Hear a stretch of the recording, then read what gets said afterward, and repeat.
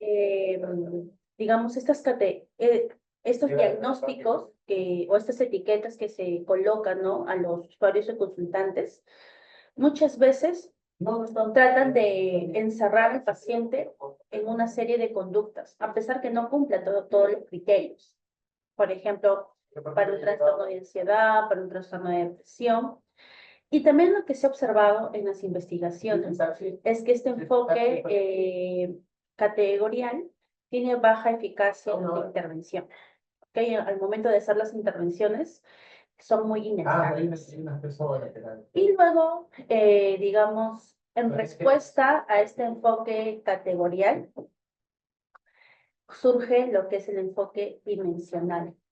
Es un enfoque en el cual, es decir, el análisis de la situación, más que centrarse en una suma de síntomas, se centra en los procesos comunes, es decir, qué de similar hay entre la depresión y la ansiedad. ¿Ok? Ahí va a centrarse su mirada. Y esto, obviamente, que va a reducir, ¿no?, el exceso de las categorías diagnósticas que existen en la actualidad en el DSM-5. Ojo, no es que sea opuesto o que sea contrario al 100% del enfoque categorial, sino que podríamos decirlo incluso que podría ser un enfoque complementario. Ahora, resultado de estas dos, surge lo que es el enfoque transdiagnóstico. Y es muy importante conocer esto para entender por qué el protocolo unificado, que es un programa de intervención, realiza diferentes estrategias o técnicas que les voy a mencionar después, ¿ok? Pero surge con esta mirada o con este enfoque transdiagnóstico. Entonces, ¿qué nos dice el enfoque transdiagnóstico como tal? Nos dice que se va a, digamos, a integrar los diferentes síntomas y diagnósticos a partir de los procesos y factores comunes en las personas. Por ejemplo, vamos a ver de lo que es depresión y ansiedad, pero no solamente existe, digamos, la ansiedad como tal, sino que hay diferentes categorías dentro de la ansiedad, ¿no? Puede ser una ansiedad social, una ansiedad generalizada, podemos tener quizás una ansiedad, trastorno de pánico, todo el espectro de ansiedad. Lo que nos dice el enfoque transdiagnóstico es que tienen procesos en común. Y más que, por ejemplo, enfocarnos, porque a veces vienen usuarios, y seguramente lo han pasado, vienen usuarios que no solamente tienen un diagnóstico, no es que solamente una persona tenga ansiedad social. Muchas veces la ansiedad social lleva como consecuencia, ¿no?, que también se desarrolla una depresión. Y aquí hablamos de una comorbilidad. Por lo tanto, lo que nos dice el enfoque categorial, el que hemos visto anteriormente, nos diría, bueno, vamos a utilizar un protocolo para intervenir depresión y otro protocolo distinto para intervenir lo que es ansiedad social. Porque ellos, digamos, desde el enfoque analizan que ambos tienen orígenes totalmente diferentes. Pero lo que nos dice el enfoque diagnóstico es que el origen tanto de la depresión y de la ansiedad tiene un origen similar.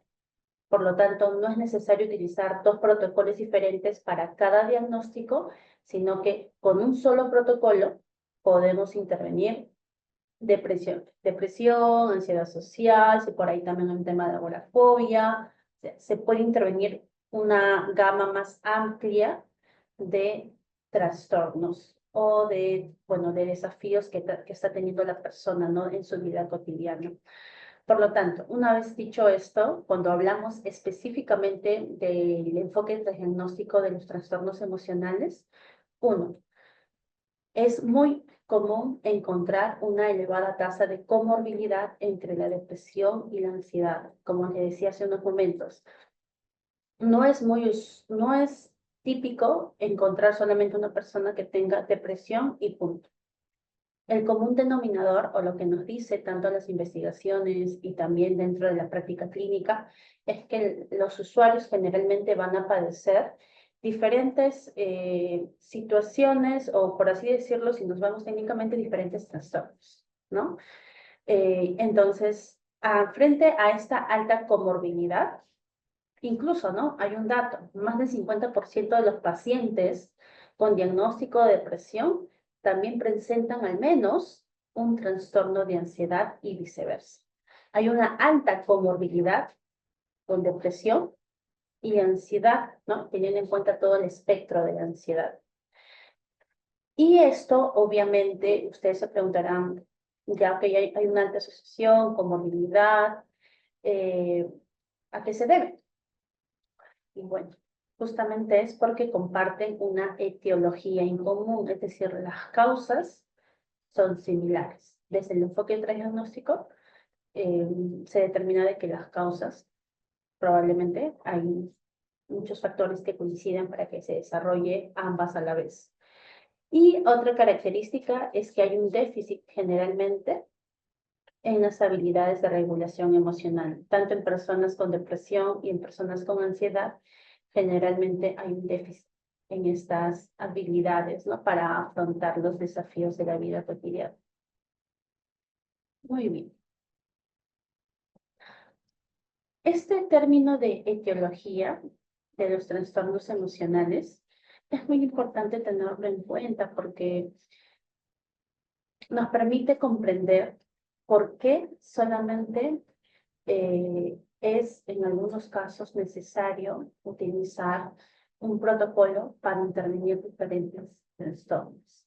Y el modelo que sustenta esto es el modelo de triple vulnerabilidad, que es un modelo que justamente propone Barlow y otros colaboradores, en el cual ellos identifican, ¿no? Después de muchos años de investigación, identifican que para que una persona pueda desarrollar cualquier tipo de ansiedad y también el tema de depresión, es que se han presentado estas tres características. Uno, la vulnerabilidad biológica generalizada. ¿A qué se refiere esto?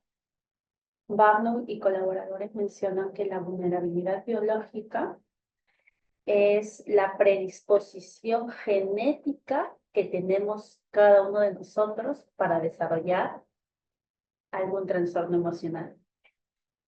Es decir, que nosotros no solamente heredamos, ¿no? Lo que son las características físicas de nuestros padres, sino que también heredamos estas vulnerabilidades en nivel biológico con cierta predisposición quizás si mi familiar o, digamos, mi papá ha tenido alguna condición de trastorno obsesivo compulsivo o ha tenido, por ejemplo, depresión a lo largo de su vida, es muy probable que haya una influencia biológica en ese sentido. Ojo, no es que esto cause depresión y ansiedad, pero ya nos predispone biológicamente a poder desarrollar, obviamente si es que el contexto lo facilita. Y ahí viene el otro, que es la vulnerabilidad psicológica generalizada. Esto se refiere a nuestras experiencias tempranas. No quiero que lo puedan confundir con el tema de lo que propone el psicoanálisis, porque obviamente que eso no es algo basado en evidencia, pero sí es muy importante nuestras experiencias tempranas, ¿no? Las habilidades que hemos ido adquiriendo en ese proceso, tanto las que hemos aprendido y de las que no. Toda esta situación, todo este contexto, toda esta historia de vida influye también en el tipo de trastorno, sea de ansiedad o de depresión, que la persona va a desarrollar. Y por último, es la vulnerabilidad psicológica específica, es decir, los hechos recientes. Ahora sí, no en mi actualidad, yo como adulto, como adulta, o quizás en mi consultante, ¿no? Como adolescente o adulto. ¿Cuál es su contexto actual? ¿No? ¿Qué estresores está teniendo? ¿Qué otra situación, ¿no? lo está afectando en el momento presente? Pero también voy a tener en cuenta su historia de vida, cómo ha sido su proceso de crianza, su proceso de crecimiento, interacción, todo ello. Y viene también la vulnerabilidad biológica, ¿no? Preguntarle, sí, tiene familiares que han tenido una condición o algún trastorno o han acudido, ¿no?, a un especialista. Por lo tanto, estos tres factores son importantes para poder entender por qué tanto la depresión y la ansiedad comparten aspectos en común. La investigación nos dice que sí comparten muchos aspectos en común. Ahora, el otro término que es muy importante tener en cuenta antes ya de poder mostrarles lo que es el protocolo unificado es en cuanto a la regulación emocional. Según las investigaciones, las personas que tienen un déficit en habilidades de regulación emocional son más propensas a desarrollar trastornos emocionales. Bueno, ¿por qué? Porque la regulación emocional se refiere a un conjunto de estrategias que tiene la persona y que este conjunto de estrategias pueden influenciar en la aparición, en la intensidad, en la duración de las propias experiencias emocionales. Dentro del protocolo unificado, la regulación emocional juega un rol muy importante. Es el centro, la emoción es el centro del protocolo unificado y ahora lo vamos a ver. Y hay que tener en cuenta que frente a una situación de déficit de regulación emocional, estaríamos frente a un cuadro, ¿no?, de regulación emocional en el cual las estrategias que utiliza el usuario están dirigidas a suprimir, evitar y controlar un determinado estado emocional, ¿no?, sea por experiencias aprendidas, por una situación específica, pero esto, en lugar de ayudar a gestionar la situación, puede agravar. Muy bien, entonces, como mencionaba anteriormente, me gustaría que puedan tener presente dos aspectos. Uno, que el protocolo unificado parte desde un enfoque transdiagnóstico, el cual considera que tanto la depresión y la ansiedad comparten procesos en común y por lo tanto se pueden prevenir de la misma manera ambos. Número dos, que el centro del protocolo unificado son las emociones, es trabajar el aspecto emocional. En la imagen que están viendo ahora, les presento lo que es el protocolo unificado para el tratamiento transdiagnóstico de los trastornos emocionales. Y bueno, Barlow y colaboradores elaboraron dos manuales. Un manual que va a ser utilizado por el terapeuta, en el cual está especificado cada una de las sesiones y qué tiene que abordar, cuáles son los objetivos de cada sesión, pero también hay un manual para el paciente.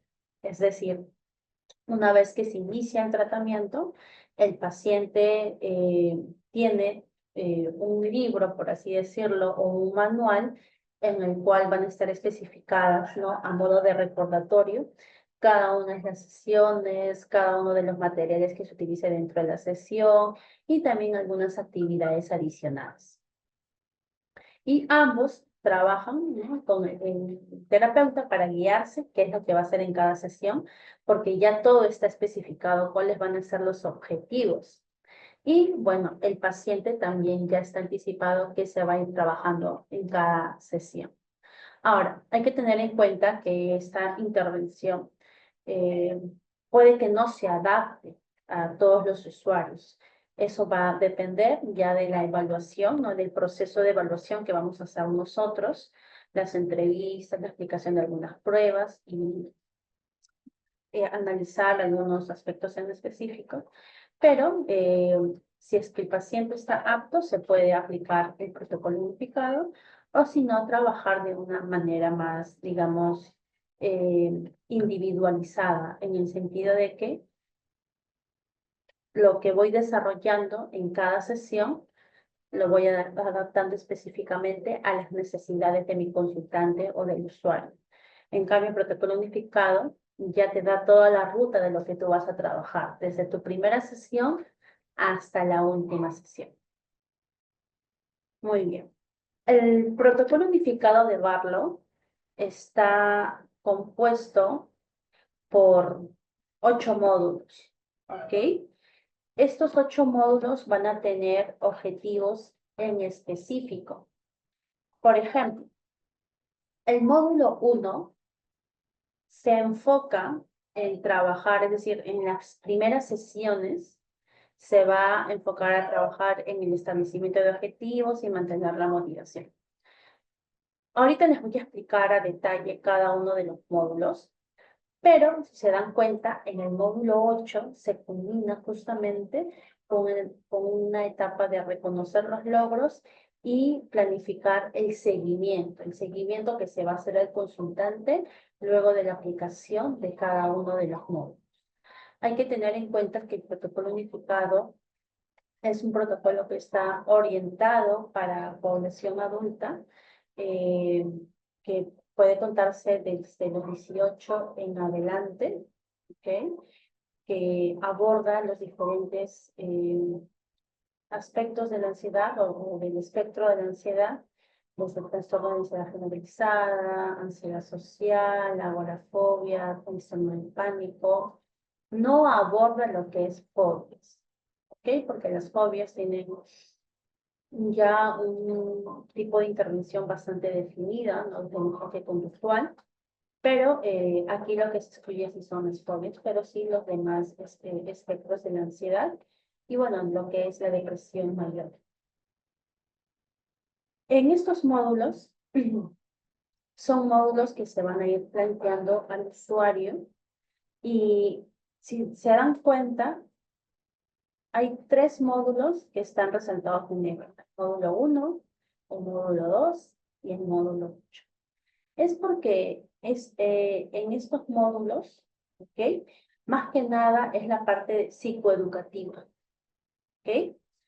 Pero a partir del módulo 3 al módulo 7 es el entrenamiento de habilidades para que aprendan definitivamente a gestionar de manera más adecuada sus experiencias emocionales y las emociones que la persona pues puede estar teniendo dificultades para manejar, ¿no?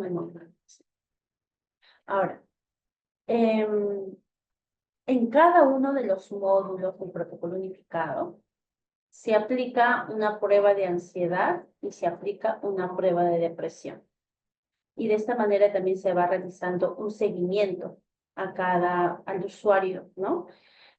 Por ejemplo, iniciando con el módulo 1, que puede estar conformado por 1 o 2 sesiones, vamos a ir viendo, ¿no? El usuario, al iniciar la sesión, por ejemplo, indica con las pruebas que su nivel de ansiedad se encuentra en tal y su nivel de depresión.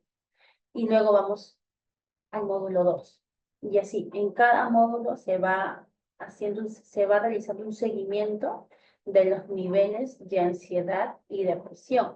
Y lo que se espera es que poco a poco se presente una disminución, ¿no? de los niveles de ansiedad y depresión que reporta el usuario. Listo. Ahora sí, vamos a comenzar a ver cuál es la forma de trabajo, ¿no? Del protocolo unificado de los trastornos emocionales. Yo les estaba comentando que existen 8 módulos, pero eso no significa que sean 8 sesiones, ¿sí? Cada módulo tiene un tema, como lo pueden ver. Sin embargo, estos temas pueden abordarse entre 1, 2, a lo mucho a 3 sesiones, ¿ok? Esto va a depender de muchas variables, desde el tema de que el paciente haya hecho las actividades, porque siempre ante la finalización de cada sesión, el paciente siempre se va con una serie de actividades y esas actividades se van a revisar al inicio de cada sesión, que nos puede durar de 15 minutos, ¿no? Hacer una revisión de las tareas. Y luego se da inicio a la sesión, ¿no? Que estaba programada para ese día. Así que puede, por ejemplo, que el usuario no lo haya hecho, entonces lo hacemos en la sesión, o puede que sí lo haya hecho y iniciado una revisión, ¿no? Y algunas ideas para cerrar la sesión anterior. También va a depender, ¿no? de la capacidad de comprensión, ¿no? del usuario, quizás nos necesitamos extender un poquito más un tema en específico, pero como les digo, cada módulo nos puede llevar de 1 a 2 o 3 sesiones. ¿Ok? Y sobre todo las que son o los módulos que están relacionados en cuanto al entrenamiento de habilidades, es decir, que serían el módulo 3, el módulo 7. Y las otras, pues, se puede abordar en 1 o 2 sesiones. Por lo tanto, en resumen, la aplicación de todo el protocolo unificado podría tardarnos de 15 a 20 sesiones. Es variable, pero se maneja ese rango generalmente. Muy bien, entonces vamos a ir al módulo 1. Y cuando nosotros, bueno, tenemos usuarios que ya están, ¿no? Sea con un diagnóstico de depresión y a la vez con un diagnóstico de ansiedad. Y vuelvo a mencionar, puede ser cualquier espectro de la ansiedad que pueda estar padeciendo en ese momento. Es muy importante iniciar con el establecimiento de objetivos y mantener la motivación del usuario. Y el protocolo unificado considera justamente que este tema es muy importante y es lo primero que se aborda con el usuario. Hay que tener en cuenta que no todos los usuarios vienen con la mejor predisposición o vienen de manera, digamos, autónoma, ¿no? Incluso algunos son, en cierta forma,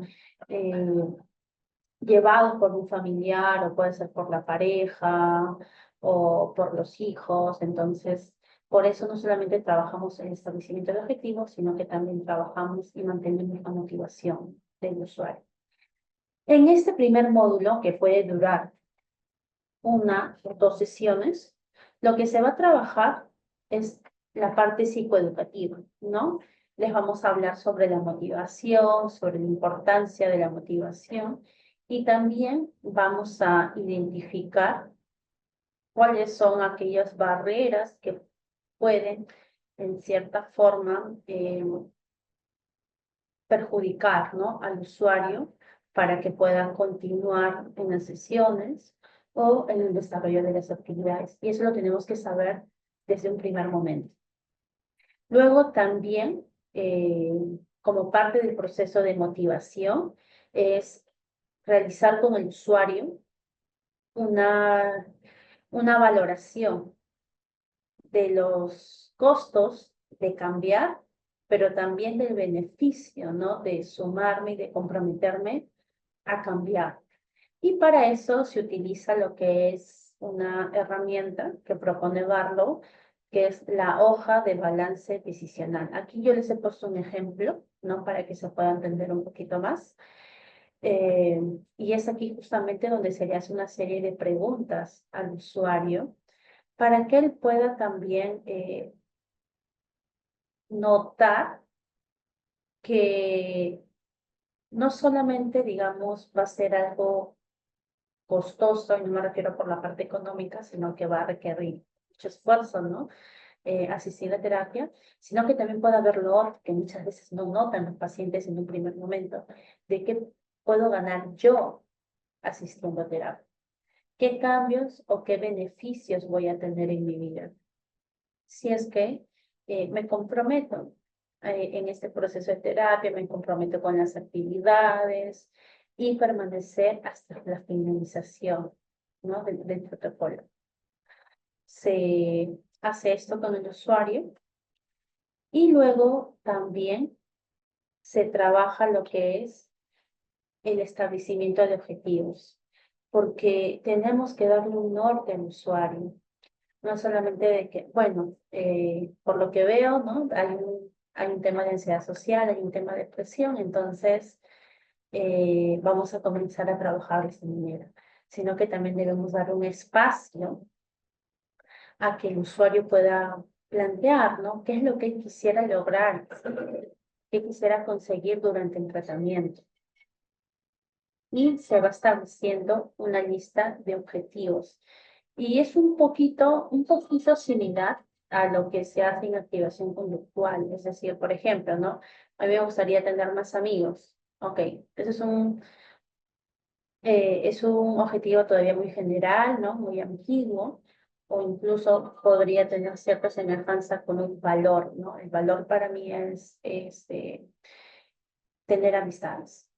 Pero eso lo tenemos que llevar a algo más específico. Ok, veo que para ti es muy importante tener amigos o que incrementen, ¿no?, tu red de apoyo.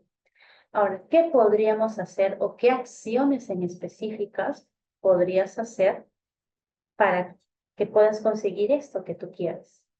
Y es ahí que con el usuario se van elaborando una serie de objetivos específicos. Por ejemplo, hay algo que podría ayudarme a eso es escribirles, mandarles mensaje, llamarlos, invitarlos a salir o quedar para una reunión, organizar alguna reunión. Pero sí necesitamos elaborar esta serie eh, de pasos para que el usuario tenga un norte hacia dónde voy a ir con este tratamiento, o sea, y que esto también sea una motivación, que cada vez se recuerde de que estoy asistiendo, ¿no?, a mis terapias porque tengo estos objetivos, porque es algo que yo quiero cumplir al finalizar el tratamiento. Sí, entonces, en un primer momento, siempre se va a iniciar con la motivación, los pros y los contras de cambiar, y también se van a elaborar y establecer lo que son los objetivos específicos. Y bueno, después de esto, viene la segunda parte psicoeducativa, que también nos puede llevar de 1 a 2 sesiones, es que no podemos intervenir ansiedad y depresión si es que primero no hablamos de las emociones.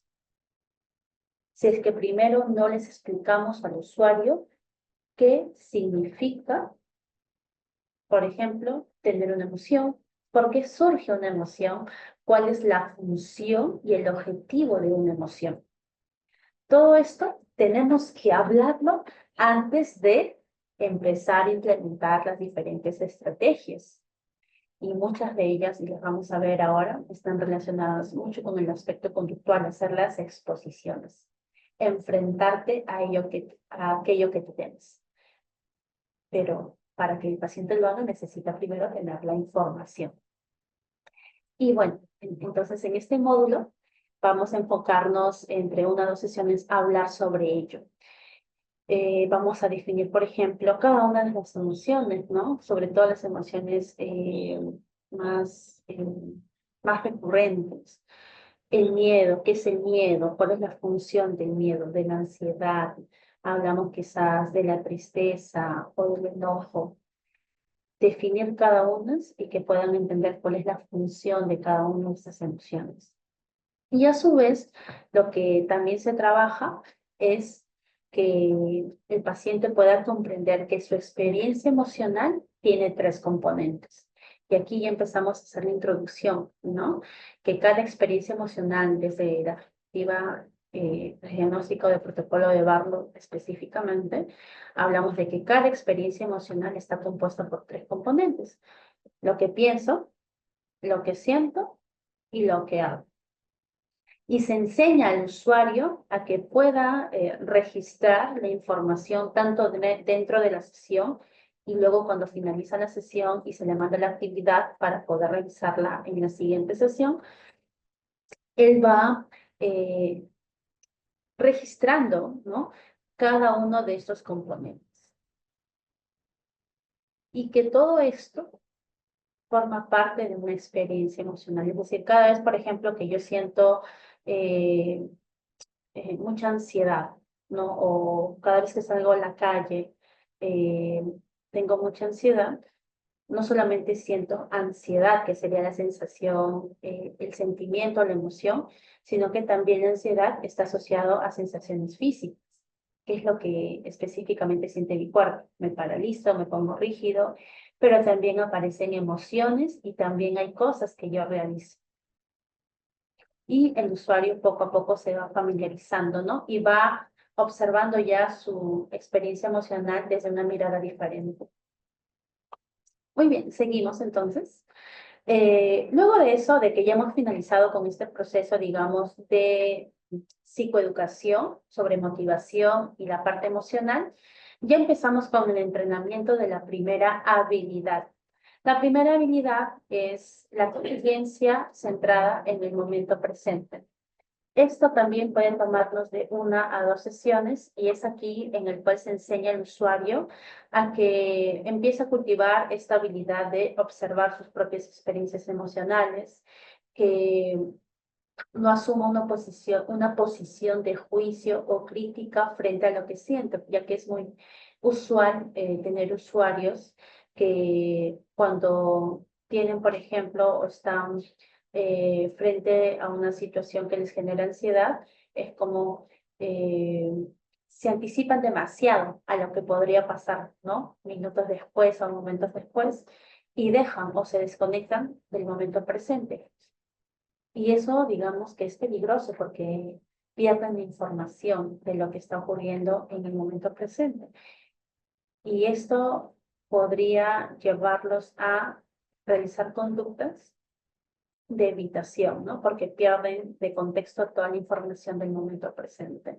Entonces, es muy importante enseñar esta habilidad, practicarla con ellos, de que aprendan a mantener su conciencia y su atención en el momento presente y también de que los juicios o las críticas no ayudan a regular de manera eficaz nuestras emociones.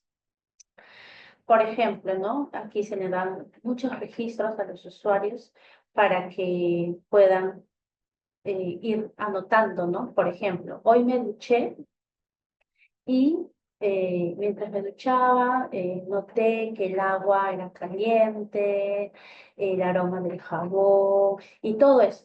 Los usuarios después de hacer la actividad van registrando, ¿no? Y de esa forma también ellos se van volviendo más efectivos para adquirir esta habilidad. Luego de ello, que hemos entrenado lo que es la conciencia centrada en el momento presente o lo que se conoce también como mindfulness, vamos a lo que es la flexibilidad cognitiva. Igual, nos puede llevar de 1 a 2, incluso a 3 sesiones. Aquí les vamos a enseñar a los usuarios a que ellos puedan analizar este componente de la experiencia emocional que es el pensamiento, ¿no? Cómo lo que yo pienso influye en lo que yo siento y cómo a su vez esto que estoy sintiendo puede influenciar nuevamente en lo que estoy pensando.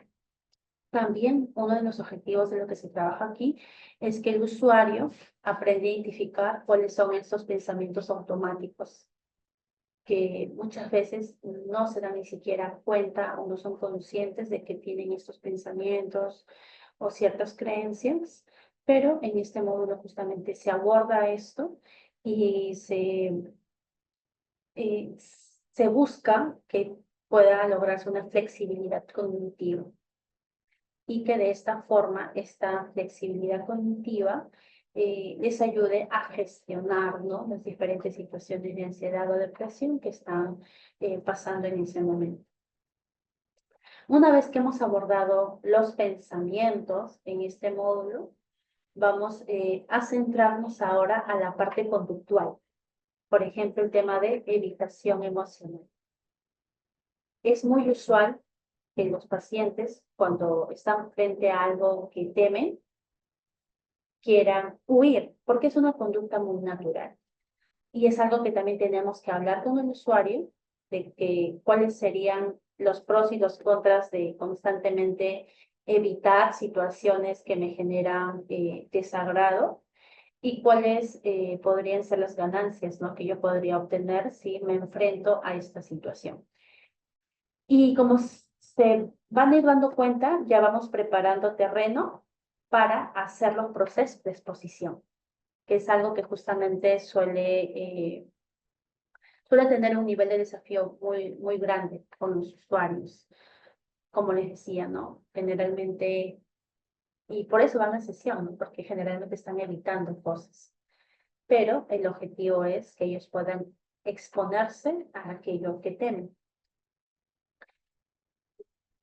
Y comenzamos con los módulos de exposición, ¿no? Tanto en el módulo 6 y en el módulo 7 se trabaja lo que es tolerancia al malestar, a las sensaciones físicas. Aquí se hace una serie de ejercicios con los usuarios, que esto va a depender de la problemática del usuario.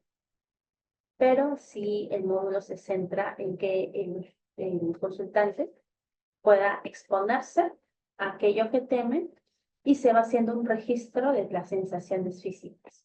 Y con esta exposición se espera, ¿no?, que la respuesta fisiológica, física frente a esta situación cada vez sea menos.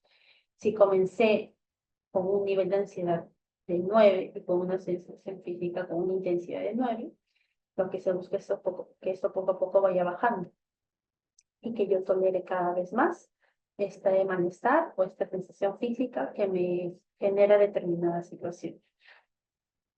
Y luego de eso ya es una exposición en vivo, ¿no? Llevarla a la persona a la situación que temen y que ahí haga uso de las diferentes habilidades que se le ha ido enseñando. Conciencia emocional, el tema de flexibilidad cognitiva, lo que es la evitación emocional, que lo opuesto sería hacer un tema de exposición como tal. Y como vamos viendo, lamentablemente no alcanza el tiempo para poder ver a detalle, pero el objetivo ha sido justamente, ustedes pueden tener algunas nociones de lo que trabaja el protocolo unificado de Barlow. Y bueno, ya para ir llegando al tema de las conclusiones, porque ya veo que estamos con el tiempo pues, exacto, el modelo transdiagnóstico se focaliza en intervención no de síntomas, sino se focaliza en intervención de procesos y mecanismos y factores comunes que están por debajo de los diagnósticos como tal. También una perspectiva transdiagnóstica nos permite avanzar, ¿no?, en la comprensión de estos factores etiológicos que están involucrados al inicio y mantenimiento de los trastornos psicológicos. Y bueno, lo que les venía diciendo es que el protocolo unificado es un protocolo que está enfocado en el abordaje de las diferentes emociones y que se orienta al entrenamiento de habilidades de regulación emocional funcionales y adaptativos para el usuario. Muy bien, entonces creo que he podido, he tratado de hacerlo un poquito rápido porque sé que tienen una ponencia a las 11 de la mañana, pero espero que Muchísimas gracias, licenciada o Sayuri. próxima oportunidad para poder hablar Ha más sido a muy detalle sobre el enriquecedor para protocolo absolutamente unificado. todos. Estoy segura que te has llevado nuevos conocimientos. Ujú. Gracias. No, a ti, licenciada Sayuri. Así que espero tenerla nuevamente en otras oportunidades para poder seguir brindando estas capacitaciones que son súper interesantes y sobre todo pues, que nos nutren como profesionales, ¿no? Gracias. Así es. Igual, si es que no hubiera ninguna, bueno, no sé si es que hay alguna pregunta por ahí. Eh, bueno, si es que no, igual gracias por la invitación a Contacto Contextual, ¿no? Por darme este Claro que espacio sí, sí. para vida contextual, perdón, vida contextual, por haberme dado este espacio, ¿no? Y poder compartirles un poquito más de lo que es el protocolo unificado. Les animo a que puedan un poquito profundizar o investigar sobre este tema. Eh, bueno, hasta ahí mis palabras. ¿Alguno tuviera alguna pregunta, alguna duda? Pregunten, chicos. Pueden activar el audio o bien por el chat.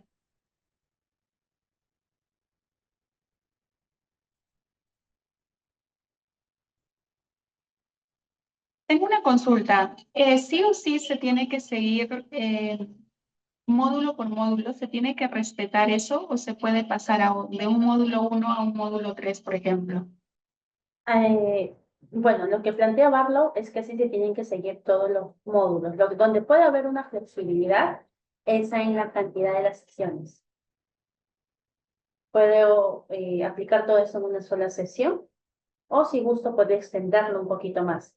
Pero todo tiene una correlación, ¿no? Tenemos justamente los módulos que son netamente de psicoeducación y que son muy importantes justamente poder hablar con esto, con el usuario. Y bueno, y los módulos de entrenamiento de habilidades que sí o sí se tienen que, digamos, abordar para que el usuario pueda, digamos, pueda ser más eficiente o eficaz para manejar una emoción. Entonces, frente a tu pregunta, los módulos como tal no se pueden omitir, tienen que trabajar desde el módulo 1 hasta el módulo 8, pero donde puede haber una mayor flexibilidad es en cuanto a la cantidad de las sesiones que voy a usar para cada módulo.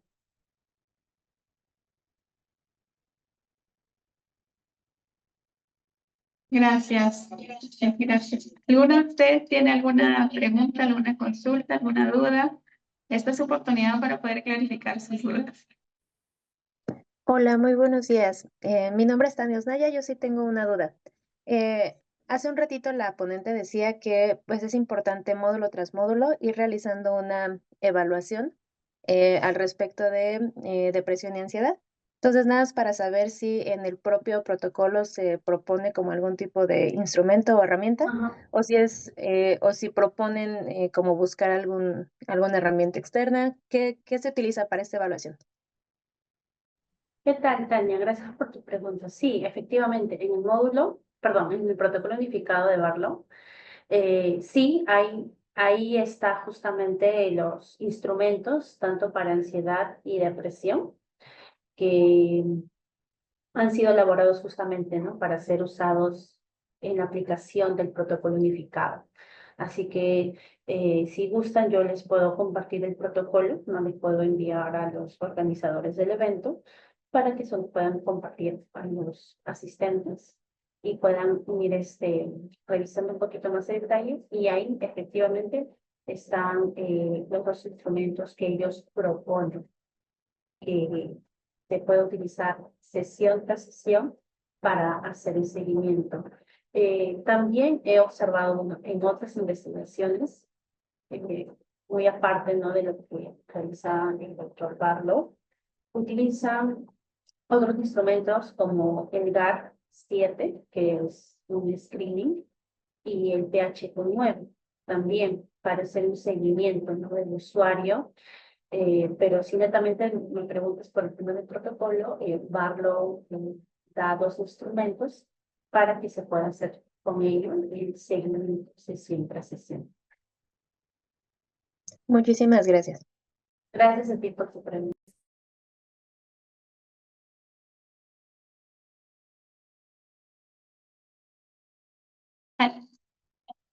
¿Alguien más tendrá alguna duda? Hoy ya damos por concluida la ponencia de hoy, que ha estado súper interesante. Nuevamente, licenciada Sayuri, muchísimas gracias.